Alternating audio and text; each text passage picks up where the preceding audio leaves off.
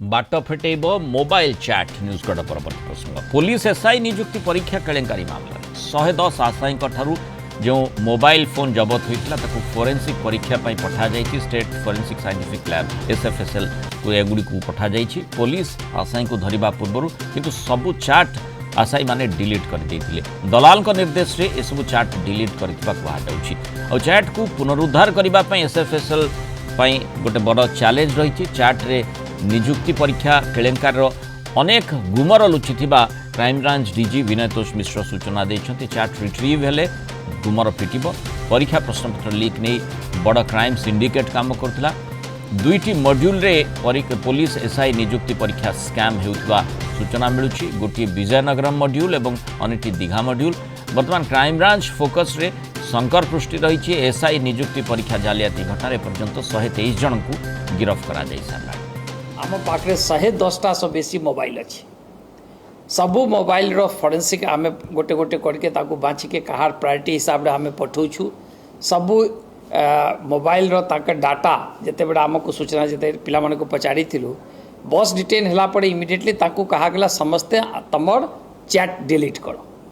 तो से पिला माने चैट डिलीट कर देथिले तो वर्तमान से सबू रिकवरी हम गोटे गोटे रिकवरी है पड़े आमको बहुत टाइम सेमती अरविंद दास मोबाइल आम सीज कर रिकवरी रे आमको टाइम लगे प्राय जे फोरेंसिक्स जे सबू रिकवरी 6 घंटा से 24 घंटा लगे रिकवरी रे तो सबू 110 मोबाइल 203 मास लगी पड़े। सूचना करबा जोनाल हेड विभूति साहू जोड़ी होती विभूति जो चैट को रिट्रीव करवा निश्चय गोटे बड़ चैलेंज किंतु वर्तमान वैषयिक ज्ञान कौशल जिते बड़े आगौची से समय रे चैट को डिलीट करा जाइथिले मध्य ताको रिट्रीव करा जाई पारे से संभावना भी एथि रही पुलिस मध्य से दिगरे लागिछि सेठी अनेक किछि गुमर रही परीक्षा पुलिस परीक्षा जालियाती केमिति हेतिला देखो मृणाल जब देखिए जहाँ क्राइमब्रांच सूचना जे ए सबू मोबाइल जो 110 मोबाइल 114 जन पिला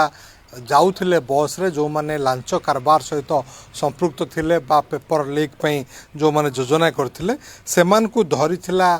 गलंथरा पुलिस परवर्ती समय ये घटना ओडिशा क्राइमब्रांच को आसला गत 1 तारिख रु ओडिशा क्राइमब्रांच यार तदंत करुच्ची किंतु सबू जो 110 मोबाइल जो माने कैंडिडेट थिले सेमानकर जो मोबाइल तार चार्ट डिलीट बस भितर ही हो जाइतला एवं दलाल निर्देश रे मुना महांतिर निर्देश रे ये चार्ट डिलीट होता तेणु से जो चार्ट ताकू पुनरुद्धार करने स्टेट फोरेंसिक लैबोरेटरी को पठा जाइए 110टी जाक मोबाइल को एवं जहाँ आशा करा जाउची 5-6 दिन भितर से सबू चार्ट पुनरुद्धार होइकी बा रिट्रीव होइकी आसीबो एवं जेतेबेले आसीबो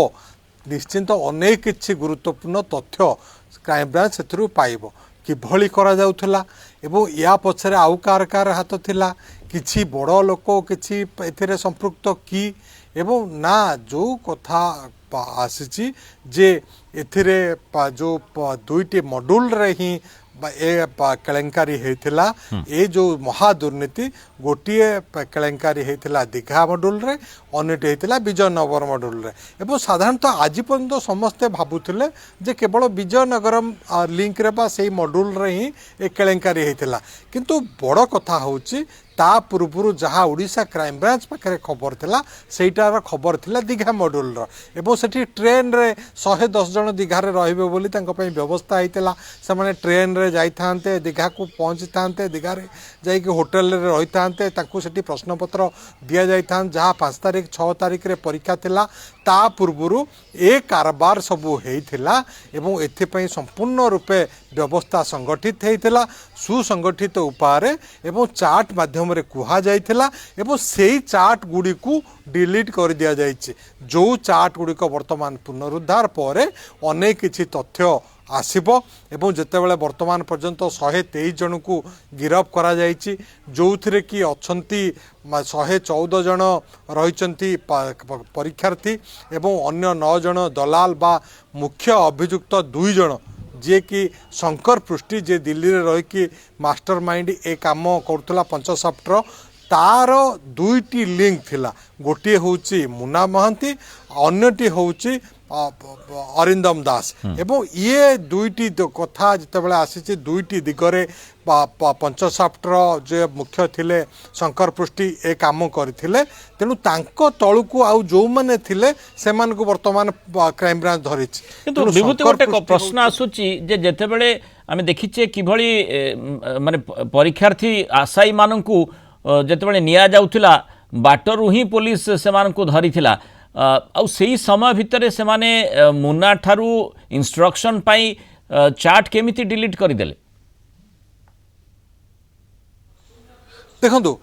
ଏଠି ପୁରା ନେଟୱାର୍କଟା ଏଭଳି ସଂଗଠିତ ହେଇକି ରହିଥିଲା ଯେମିତିକି ଯାହା ହେଉଥିଲା ସବୁ ଯାଇକି ଶଙ୍କର ପୃଷ୍ଟି ପାଖରେ ଖବର ରହୁଥିଲା ଏବଂ ଯେଉଁ କ୍ୟାଣ୍ଡିଡେଟ୍ ମାନେ ଯେଉଁ ପରୀକ୍ଷାର୍ଥୀ ମାନେ ଯେଉଁମାନେ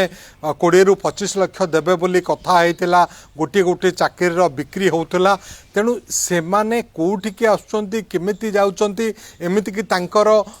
ଅରିଜିନାଲ ଡକୁମେଣ୍ଟ ସବୁକୁ ହାତେଇ ଦିଆଯାଉଥିଲା ତାଙ୍କୁ ପ୍ରଶ୍ନ ଗୁଡ଼ିକ କୋଶ୍ଚିନ୍ ଗୁଡ଼ିକ ଦିଆଯାଇଥାନ୍ତା ସେମାନେ ରିଟିନ୍ ପାସ୍ କରିଥାନ୍ତେ ତାପରେ ସେମାନେ ଫିଜିକାଲକୁ ଯାଇଥାନ୍ତେ ଏବଂ ଫିଜିକାଲ ପାସ୍ କରିଥାନ୍ତେ ବା ତାପରେ ଯେତେବେଳେ ଡକୁମେଣ୍ଟ ଭେରିଫିକେସନ୍ ହେଇଥାନ୍ତା ତାପରେ ସେମାନେ ଫାଇନାଲ ପେମେଣ୍ଟ କରିଥାନ୍ତେ ତେଣୁ ମୂଳ ଯିଏ ରହିଛି ଶଙ୍କର ପୃଷ୍ଟି ସିଏ ତାର ଦୁଇଟି ଲିଙ୍କ ଦୁଇଟି ଶାଖା କରିଥିଲା ଗୋଟିଏ ହେଉଛି ଅରବିନ୍ଦ ଦାସ ଯିଏକି ଦୀଘା ମଡେଲକୁ ଦେଖୁଥିଲେ ଏବଂ ଏପଟରେ ମୁନା ମହାନ୍ତି ଯିଏକି ବିଜୟନଗରମ ମଡେଲକୁ ଦେଖୁଥିଲେ। ତେଣୁ ଅନେକ ଗୁମର ଲୁଚି ରହିଛି ସେଇ ଚାଟ୍ରେ ଚାଟ୍ ରିଟ୍ରିଭ୍ ହେବା ପରେ ପ୍ରକୃତ ତଥ୍ୟ ଗୁଡ଼ିକ ସାମ୍ନାକୁ ଆସିବ ପୁଲିସ ମଧ୍ୟ ପୁରା ଚେଷ୍ଟା କରୁଛି କିଭଳି ଭାବରେ ଏସ୍ଏଫ୍ଏସ୍ଏଲ୍ ଜରିଆରେ ତାକୁ ଚାଟ୍କୁ ରିଟ୍ରିଭ୍ କରାଯାଇପାରିବ ଏବଂ ଆହୁରି ଗୁମର ଫିଟି ପାରିବ। ଧନ୍ୟବାଦ ବିଭୂତି ସାହୁ ଆଲୋଚନାରେ ଆମ ସହିତ ରହିଥିବାରୁ।